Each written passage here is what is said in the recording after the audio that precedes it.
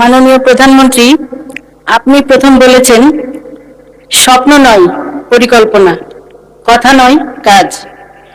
আপনি আপনার নির্বাচনী ইস্তেহার বাস্তবায়নের কাজ শুরু করে সেটা প্রমাণ করেছেন, যা দেশের সকল মহলে প্রশংসিত হয়েছে।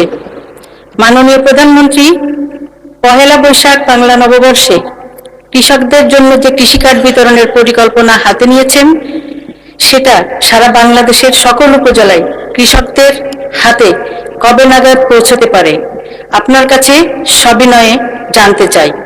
আপনাকে অগ্রিম নববর্ষের শুভেচ্ছা জানাচ্ছি। ধন্যবাদ মাননীয় স্পিকার। মাননীয় প্রধানমন্ত্রী। মাননীয় সংসদ সদস্য, আপনাকে ধন্যবাদ আপনার প্রশ্নের জন্য। আমরা যে কৃষক কার্ডটি ইনশাল্লাহ আগামী 14 তারিখে পয়লা বৈশাখের দিন চালু করতে যাচ্ছি,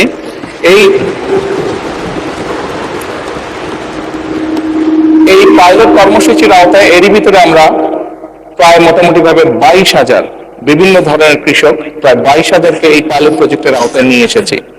বাংলাদেশের 10টি জেলায় এই কর্মসূচি আমরা শুরু করতে যাচ্ছি।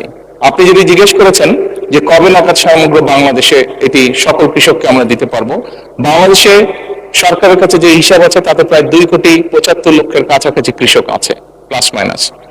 আমরা ইনশাল্লাহ পর্যায়ক্রমিক ভাবে আগামী কয়েক বছরের মধ্যে চেষ্টা করবো, আমাদের সরকারের পরিকল্পনা রয়েছে সকল কৃষকের কাছে পর্যায়ক্রমিক ভাবে পৌঁছানোর জন্য।